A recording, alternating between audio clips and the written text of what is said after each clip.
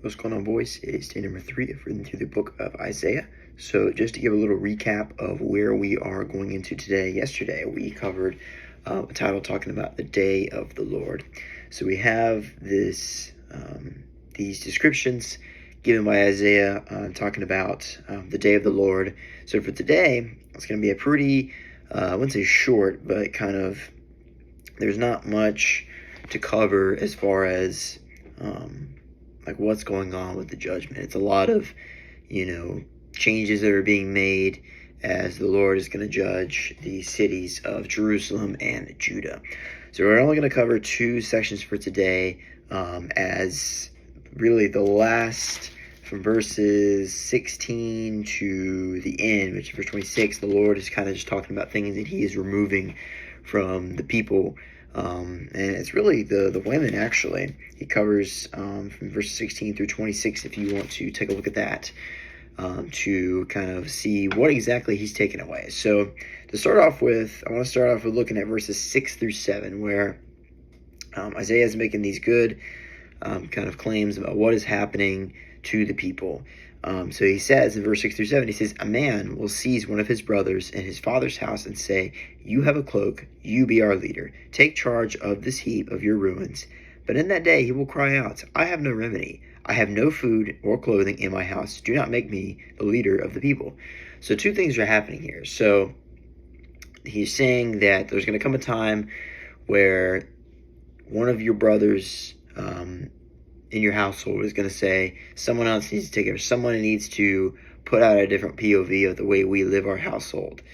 And while that can be a good thing, to put all of the kind of trust and authority to one person in your house isn't always necessarily going to work out the right way the first time.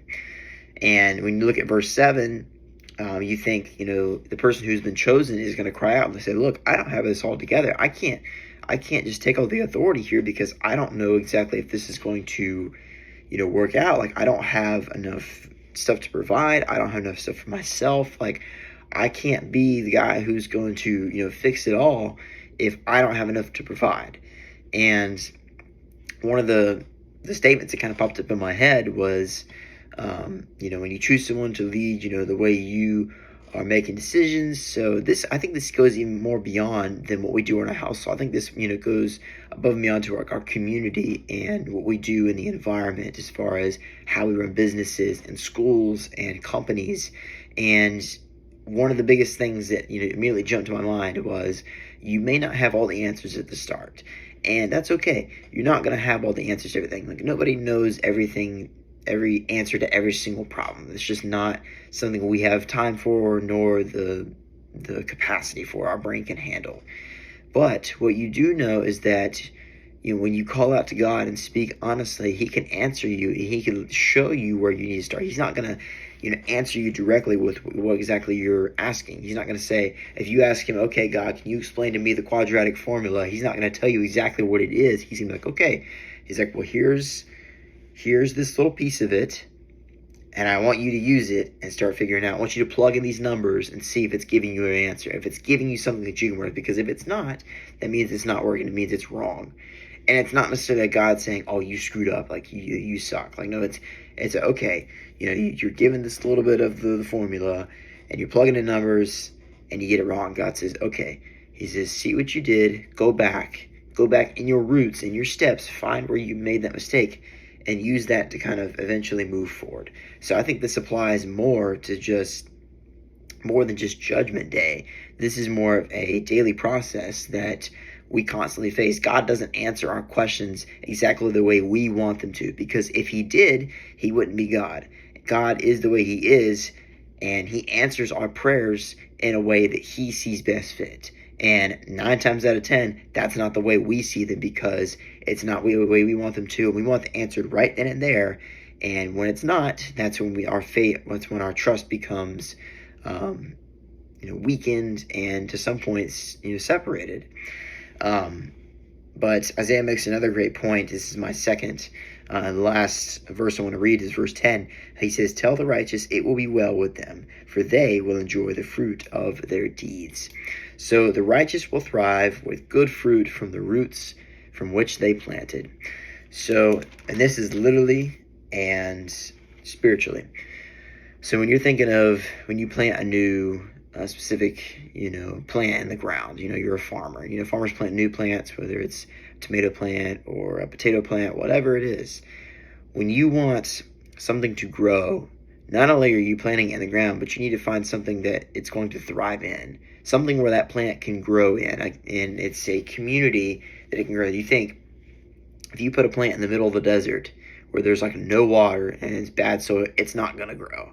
Whereas if you put it in the middle of the rainforest or kind of a, good plain environment, it'll thrive.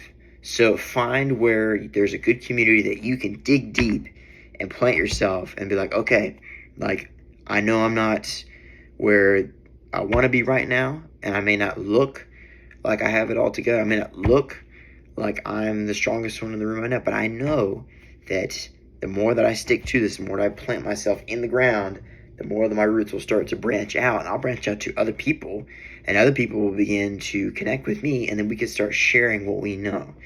And like I said before, the Lord is actually explaining from verses 16 to 26, which is the latter half of chapter 3, kind of talking about things that he's taken away from really the women. He talks about, the necklaces and the headdresses, the anklets, sashes, charms, basically all like the jewelry and the finery and all the stuff that we would define as, rich and pretty and valuable.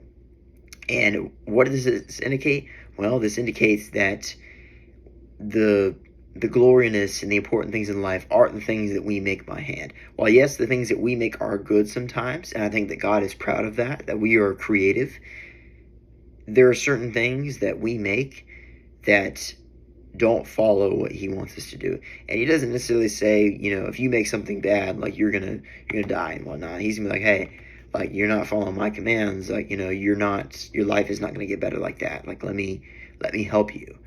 And I do believe that, not all things that are made by man are bad. Not all things that are made by man can be idols. I do believe that we are very creative and we are very innovative in the way that we design our cities and our homes and our vehicles and our communities, because that creativeness comes from God.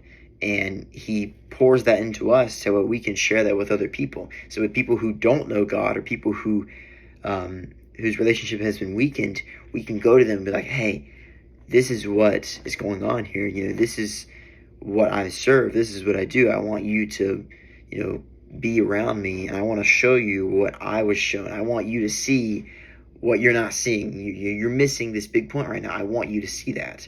I can help you see that. I can help you see what you're not seeing. And I know it's a bit weird, what I'm saying there, but there's a lot of things that people will say. They're like, oh, I know God.